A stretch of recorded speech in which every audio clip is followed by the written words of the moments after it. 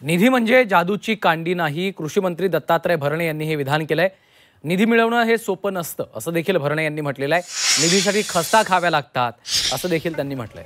आजपर्यंत इंदापूर शहरासाठी 867 कोटी रुपयांचा विकासाचा निधी दिलाय. निधी म्हणजे काय जादूची कांडी नाही. यासाठी किती झिजावं लागतं.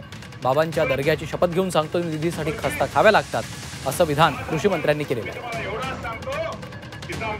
867 कोटी रुपयाचा निधी त्या इंदापूर शहरासाठी दिलेला आहे. बाबा नाही काय जादूची कांडी नाही आहे. निधी आणणं काही इतकं सोपं नाही आहे. या निधीसाठी काय पाठपुरावा करावा लागतो, किती झिजावं लागतं, किती त्यासाठी खस्ता खावा लागतात, किती हेलपाटे मारावं लागतात.